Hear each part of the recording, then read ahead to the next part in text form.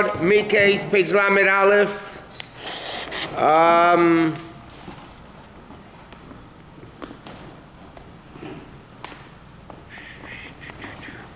Let's see what we're up to.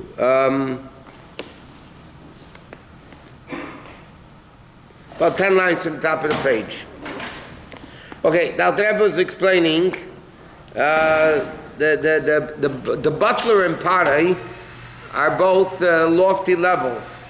So he says the Inyan of Geffen, the Jews are likened to a Geffen. Why is it Geffen? Because the wine is hidden within it, absorbed within it, and therefore you have to squeeze it, and you have to, like you said, the Geffen, the Knesset Yisrael, then the grapes and the tzutz and the shama, that every Jew is like one grape, and there is hidden within it this Ava Mesutedus, which is a level of Simcha, brings a Jew to Simcha, but you have to press it.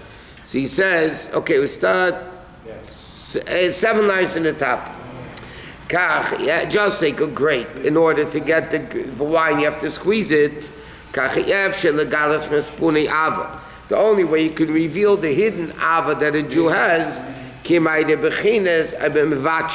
you have to press it and torture it. Bitush means putting it down. Like it says, you have to be humble before everybody. Not that you do it to others.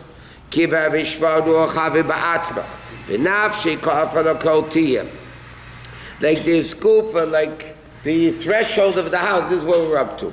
That you step on it to bring out, to get rid of the orla of the heart, the covering of the heart, the chesh. It says, okay, even somebody who wasn't tamei with chatas neurim, you still have to circumcise the heart. Okay, that's what we're up to now. And this level of taivus, of lust to things that are not necessity but luxuries, he said that's the orla chafefes and mechasa gilia lukusi is borich.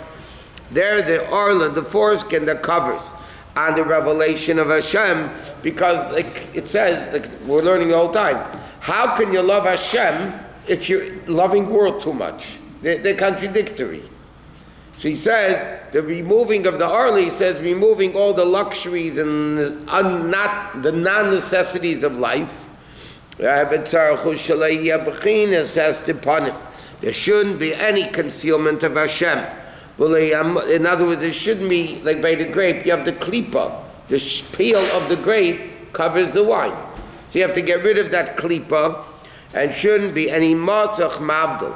There shouldn't be any curtain that separates it, not only a thick curtain, afilu krem dak, even a thin layer of covering should also, because the peel of a grape is a very thin peel, and it's edible. Not like the peel of an orange or a thicker type of a peel. Like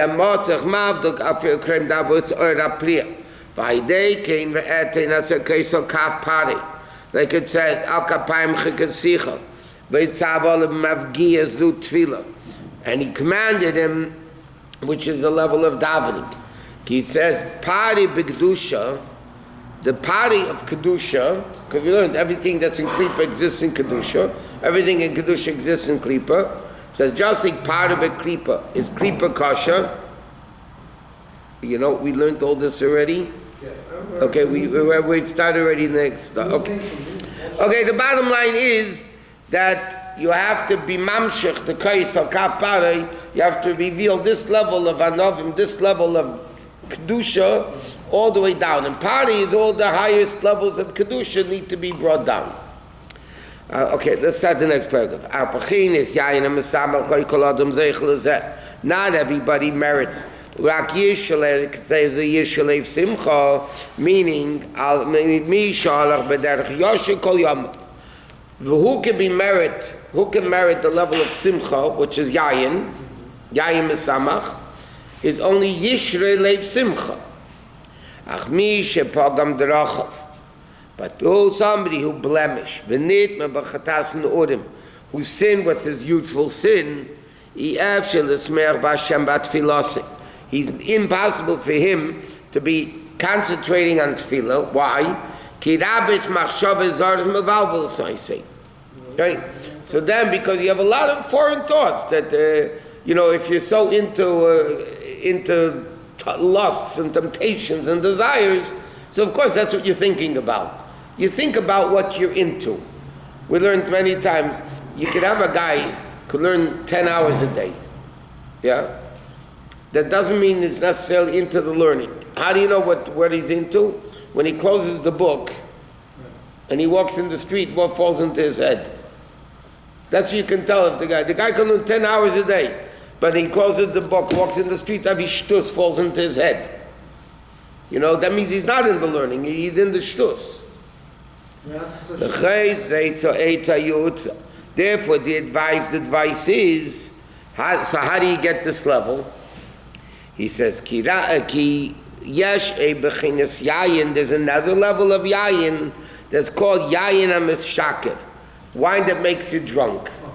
In other words, there's two levels of wine. There's wine that makes you happy, yayin is samach levav enish, and then there's an extreme wine, it makes you drunk. What does that mean?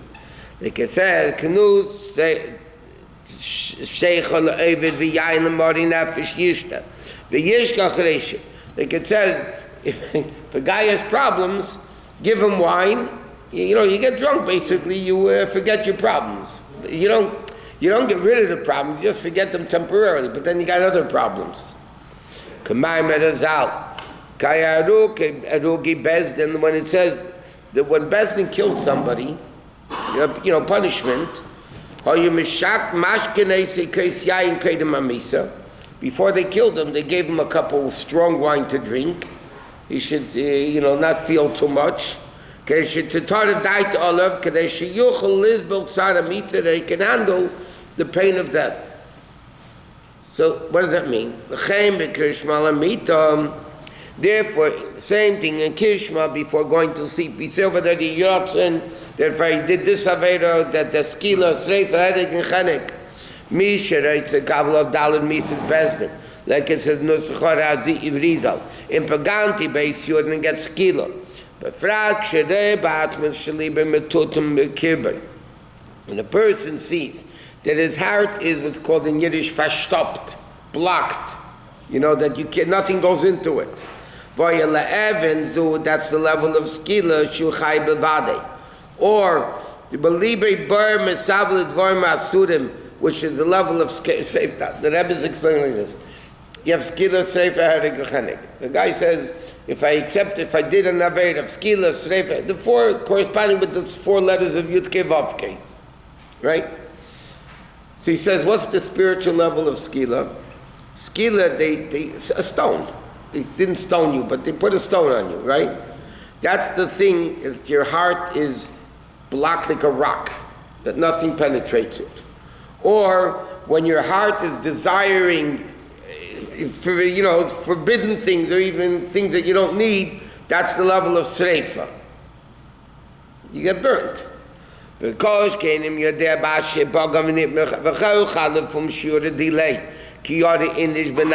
person knows by himself. So he says, what's the eitzah for this? How do you get out of this? He says,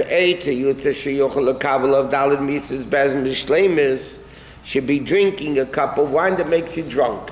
In other words, you have to get out of your own skin. What happens when you get drunk? When you're drunk, there's two things a person loses control over themselves. Drunk and anger. When a person's angry, that's why he says, when you're angry, just shut up. Because what you're going to say when you're angry is what you really mean. And once you say it, it's said, and you can't take it back. Because a person like this, we control what we really want to say. We have control over ourselves. When you're drunk, and anger's like being drunk, by the way. You totally lose control of yourself. So he says, the eitzah is to get drunk. What does it mean get drunk? Get out of your own skin. That's why the Rabbi used to say that Purim, when it says you have to get drunk on Purim, The Rebbe said for Bachrim, they're not supposed to get drunk. The Rebbe said it's the get drunk in Yener Shel Torah. Get drunk in Chassidus. You know, it's that you get out. What do you mean get drunk in Chassidus? What does that mean? You get drunk means you lose control over your worldly desires. Because you're drunk in Chassidus. So then you don't want worldly things, what the Yetzer Hara wants. Well, it says in the Zohar, that the person merits truth all his life. He looks into himself as if that day you're dying. You know, the Mishnah says in Pirkei Avos, you have to do tshuva one day before you die. So Mefarshim, what does that mean? So it says you have to live every day of your life as if it's your last. If you know, God forbid, a person knows he's dying today, so he's going to live a different, hopefully. L'chayr ain't a moving. It's not understood. Kizakoi heim tzadikim. When it says zakoi, yeah, the righteous people, that's tzadikim. The zakoi ksheitim yesib b'maylo yain, the people that merit truth are a very lofty level. If you're talking about tzaddikim and a lofty level, how are you threatening them with fear of punishment? Tzaddikim not into fear of punishment. You're a much higher level. They don't sin. They don't not sin because they're going to get whipped or because they're going to get lightning or whatever. He says like this, even at Tzaddik Gomer, Kshahelech Gan Eden. When he goes to Gan Eden, Tzarech Tefillah B'Nar Dinor. Okay? He has to go. There's a spiritual river up there called Nahar Dinor. Okay? And this Nahar Dinor, every neshama has to go through before it goes to Gan Eden, even tzaddikim. Then it says from level to level in Gan Eden, they also have to go through this Nahar Dinor. The neshama. Obviously, it's not a body of water. It's a spiritual thing. He said, what's the purpose of the tefillah? He says to get rid of the visions of this world, any memories of this world. Because again, tefillah is the letters of bittul. Gone to the mikveh, what's the inyan of a mikveh? You submerge in the water. That's the whole inyan of bittul. What water are we submerging in officially? The me'adas, the water of kedusha, mayim, kedusha, Torah. So he said, Began Eden, because it's impossible to inherit. You can't get your place in Gan Eden. Anytime as long as you remember, even mixes min yoni elam hazeh. Even if you're a little bit aware of worldly things, you can't get into Gan Eden. So how do you forget it? You go to the Nahar Dinur. It's a spiritual forgetting pool that you forget any vision of this world. Well, is it true that when people after 120 years want to go, if they're connected to Gashmiut, they have such a hard time to leave. But other people who are refined and have no connection, it's very simple to go. This is why. First of all, this time around, I didn't experience that yet. No. So I can't tell you. Last time around, I don't remember. 120 years. I'm saying,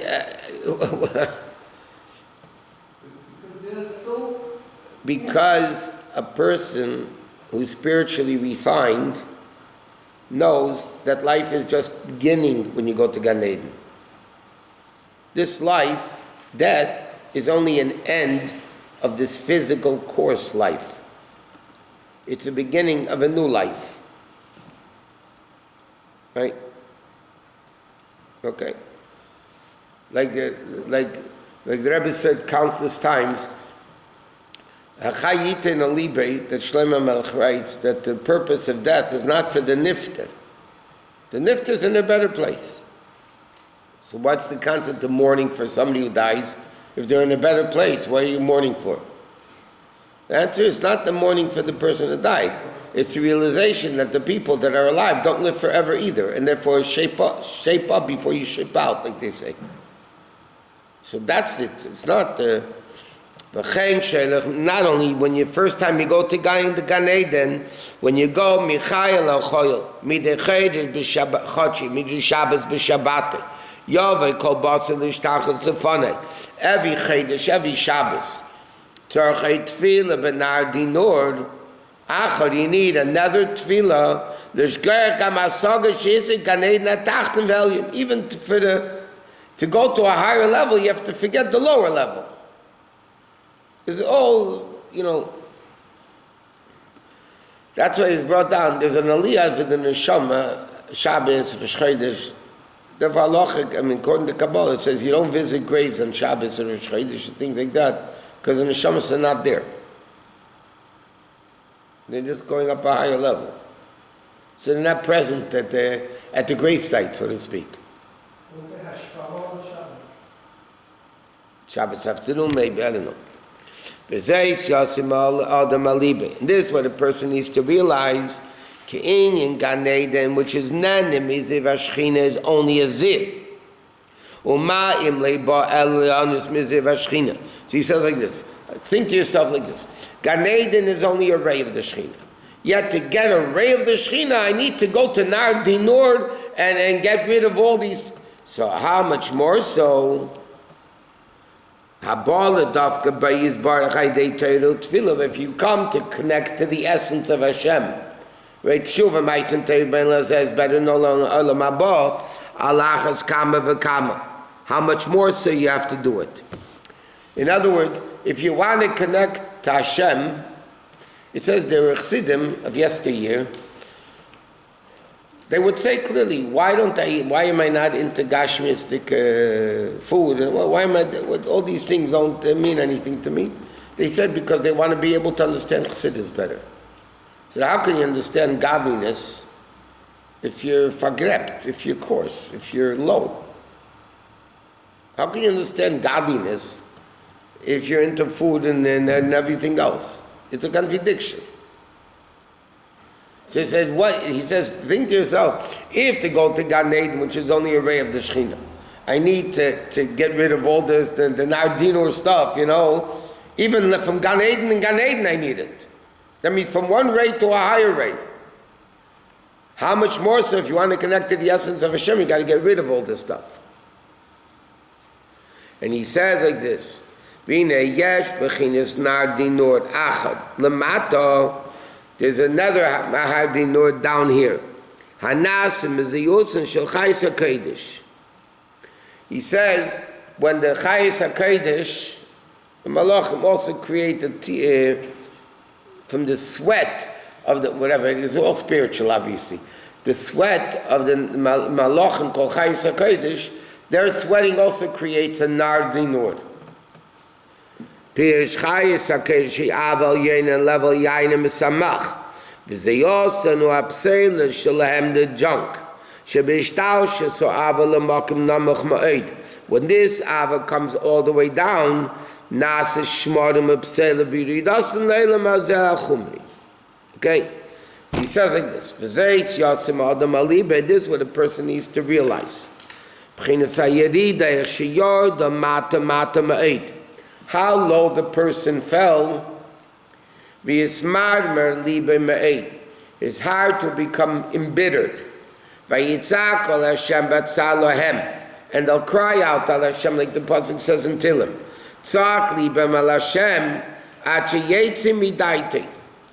Until he goes crazy. In other words, like this.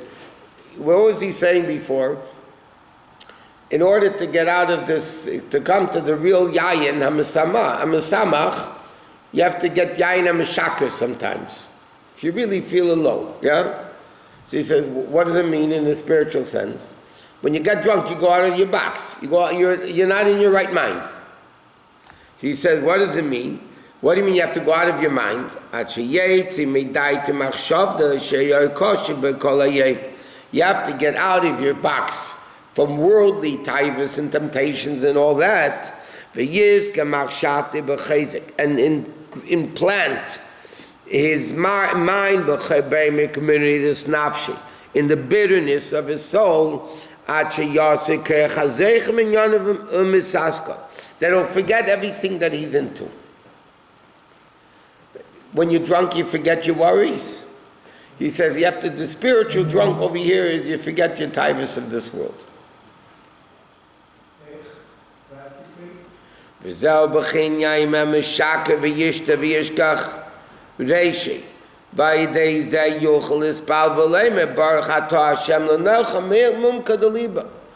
could be talking, Ata means you, right? When a person says, Baruch Ata Hashem, Ata means you. That means we are in the presence of the Ata. If you're not there, how can you say Ata? He says a person reaches a level that when he says Baruch Ata, he's on that level. They can say, Hashem, you, I see you. He says if you're so fagrept, so coarse, how in the world can you say you Hashem? You're not there. He said, a person has, well, yeah, this is a spiritual level, I understand. It's, we're not there yet. But the Alter Rebbe is saying, Ki inyan ha-meridus hu al-ove ki my nafshel has upon him, okay? Ki ilo yagil elokusi yizbarach, because if a guy would really feel Hashem, he would feel at least meir basar adam. At least he would fear Hashem like a person. That you're always picturing the cop was watching you, the police is watching me, I'm not going to go sin.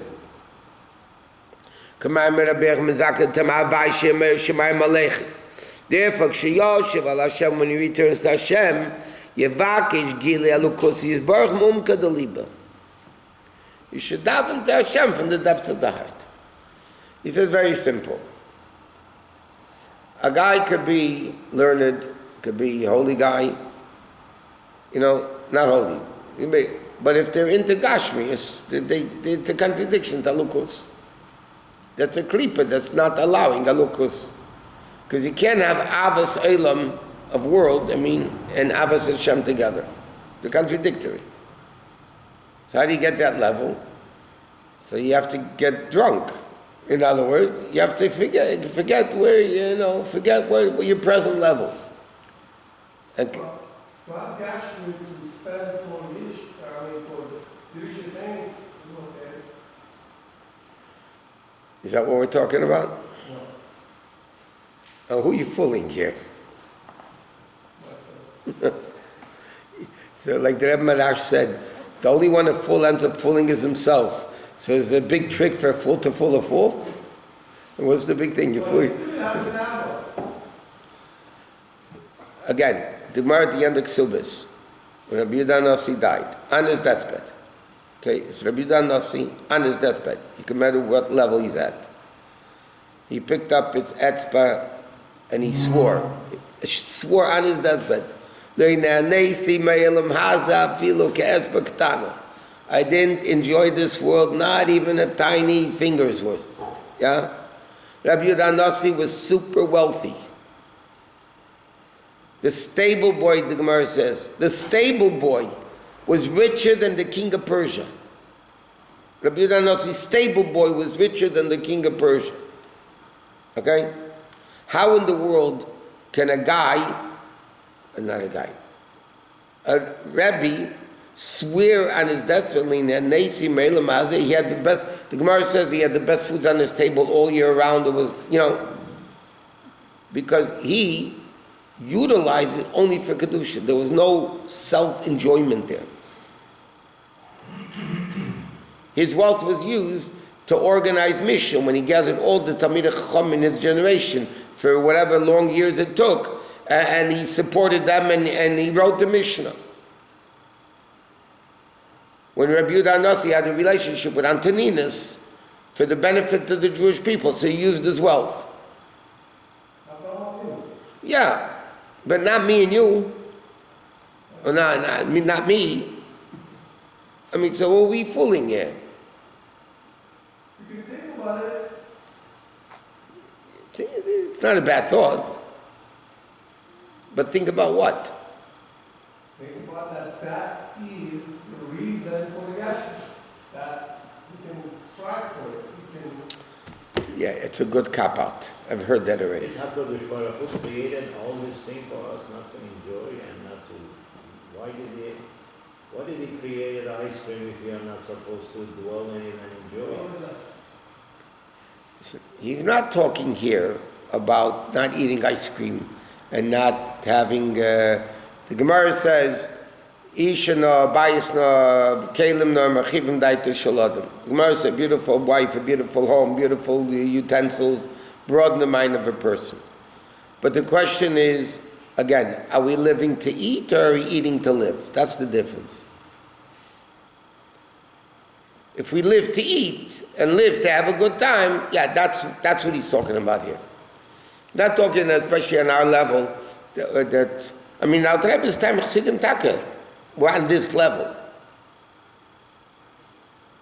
We're Chassidim on this level. Even in our generation, previous generation, you had Chassidim that were like this. They didn't have 7-layer cake those days. They did. Maybe they had 8-layer cake. This is what these guys do. They take one thing and go all day. Waste a whole world that was created for them. But we are different. What do you mean? I mean, these monks. We're not talking about monks. That's That Hashem wants us to be in the world, utilize the world. That's right. No. But again, I'll give you a simple example. The Friedrich Rebbe says from the time he's a little kid, mamish a little kid, he was trained, what you're given to eat is what you eat. Not, I don't want this, I want this. You eat because you have to eat to live. So what's the difference? Whatever they give you is what you eat. That doesn't mean you can't enjoy what you're eating. But he wasn't doing, it's not even a fine line. It looks like a fine line, but it's not a fine line. We're not talking about, definitely not on our level. We have bigger problems than this mimer, so to speak, in their practical life. But he's saying a person has to, realize that it's, if I get it, I don't get it, it's the same thing. If I get the ice cream, I don't get the ice cream, it doesn't matter. So I don't have it, big deal. Person gets angry, I didn't have ice cream, that's a different story. That even today shouldn't be. What? What? It's different now. At that time it was, you don't have such bombardment of creep on your mind all the time. Now it is. It's all That means we have greater koyach than they had. If Hashem gives us a bigger test, yes, then we get more koyach. So if anything, we have more koyach than they had. They didn't have those tests. Remember I told you the story with the Rebbe, this guy was going out with a shiksa and he came to, and the Rebbe said, I'm jealous of you. What do you mean jealous of me? The Rebbe explained to him, the fact that you have this, I never had this test, so I don't know if I would be able to overcome. You have this test, Hashem gives you the koyach that I wasn't given. I didn't have this test. So you have a test, you have a koyach to overcome it. So you're greater than me.